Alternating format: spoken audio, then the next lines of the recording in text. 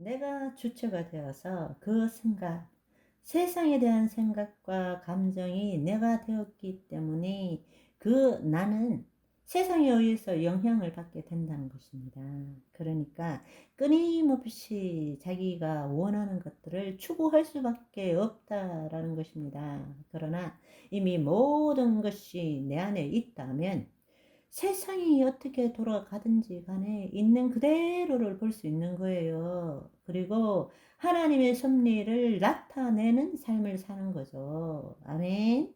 세상에 있지만 세상에 속하지 않는 삶을 사는 거예요. 아멘.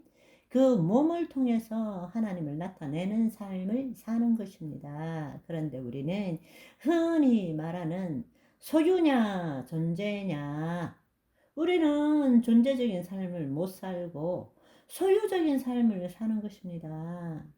자신의 혼의 에너지를 높이려면, 즉 만족, 기쁨을 누리려면 더 많이 소유해야 되는 거예요. 더 많이 통치해야 되는 거예요. 더 많은 공급권을 가져야 된다라는 것입니다. 여러분, 한번 생각해 보십시다. 여러분에게 가장 소중한 것이 무엇입니까? 여러분이 살아가면서 절대적으로 잃고 싶지 않은 것 세 가지만 한번 적어 보세요. 가족, 재물, 직업.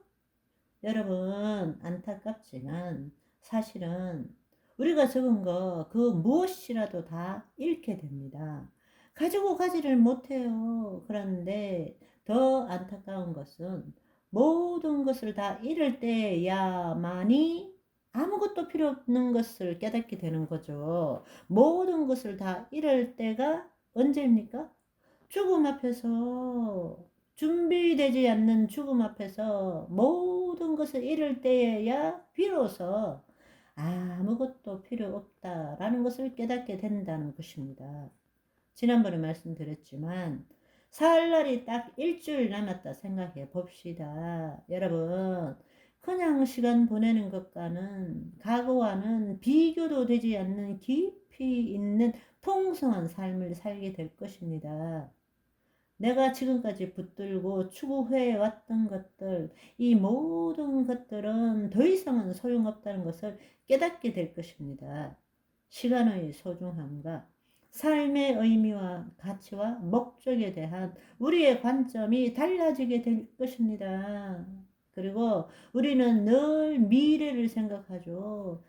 지금은 아니지만 언젠가는 이라고 생각했던 그 관점이 달라짐으로 지금 이 순간 여기가 너무나 소중하다. 처음처럼 마지막처럼 지금 이 순간 여기가 너무나 중요한데 우리는 우리 존재를 미래에 두고 사는 거예요. 실제는 지금인데 지금 이 순간 여기가 실제일 때 하나님은 실제에 임하지 우리의 상상 속에 임하지는 않는 분이라는 거예요. 그런데 우리는 우리의 개념으로, 우리의 상상으로 하나님과 교제하고 있다고. 그러니까 어떻게 하나님의 생명 에너지와 연결될 수 있겠냐고요. 그 하나님을 내가 어떻게 느낄 수 있겠느냐고요. 머리로서는 못 느껴요. 가슴으로만 느낄 수 있는 것이지. 그렇습니다. 내 존재가 누구인 줄을 알 때라야만이 진정한 삶이 무엇인지를 우리는 체험할 수 있게 됩니다. 여러분, 마지막 때 후회하는 그 이유에 대해서 또 한번 생각해 봅시다. 자신이 원하는 것을 해보지 못했기 때문이라고 말하지만 실상은 무엇을 해보지 못한 것이 아니라 자신이 누구인 줄을 모르고 살았다라는 것입니다. 이것을 말하고 싶은 것입니다.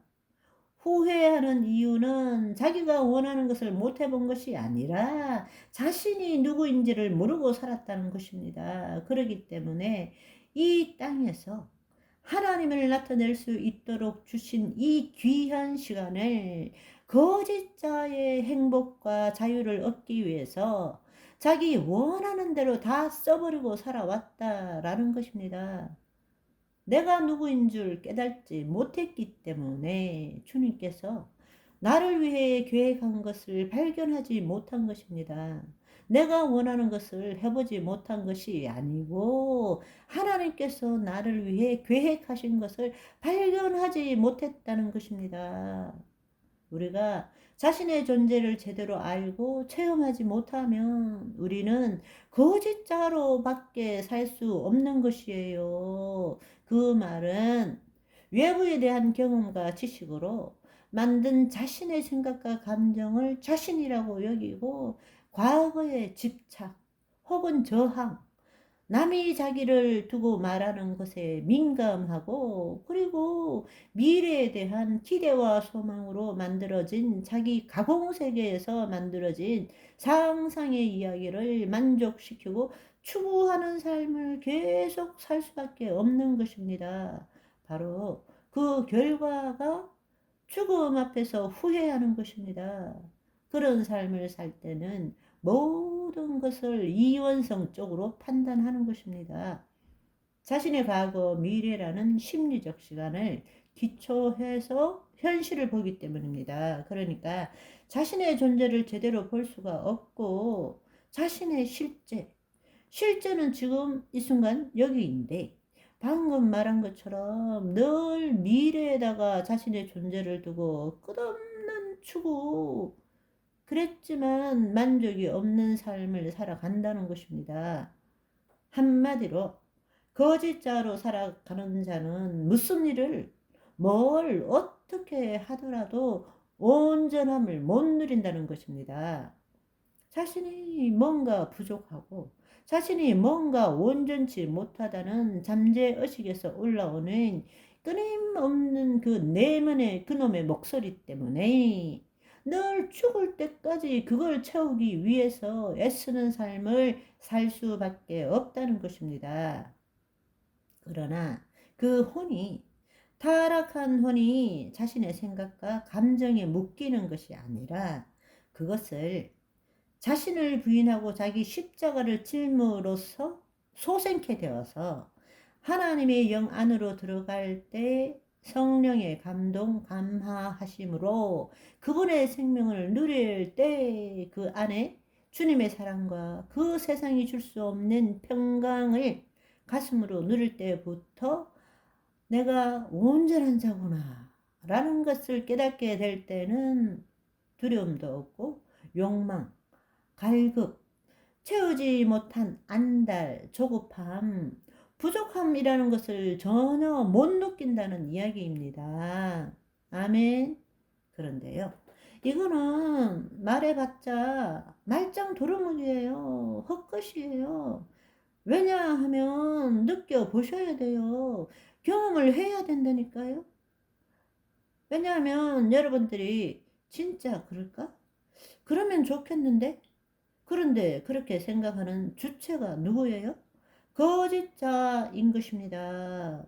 머리로는 도저히 이해할 수가 없어요. 여러분, 제가 지금 이야기할 때는 여러분은 온전함에 대해서 알아들으시는 것입니다. 온전함을 누리는 것이 아니라 온전함에 대해서. 그러나 성령님이 여러분과 함께 하시기 때문에 여러분의 생각과 감정이 진리도 아니고 자기도 아니라는 사실을 알고 놓아버릴 때, 그 놓아버리는 훈련을 할 때에 내가 추구하는 삶, 내가 뭔가 나를 만족시키는 삶을 살아야 된다라는 그 압박감에서, 강박관념에서 자유함을 누릴 때 그때부터 여러분의 가슴으로 하나님을 느끼기 시작하는 거예요. 그때 온전함이 무엇인지를 체험하기 시작하는 것입니다. 아멘. 그렇습니다. 대부분의 사람들은 자기가 누구인지를 알지 못한 채 살아가고 있죠. 그들은 단지 자기 자신의 그 상상의 이야기를 추구하고 만족시키는 삶을 살려고 애씁니다. 우리는 하나님의 영 안으로 들어가서 성령님의 감동 감화로 내가 온전하구나, 퍼펙트하구나 만족하고 기뻐하시는 저와 여러분의 오늘이 되시기를 소망합니다. 할렐루야.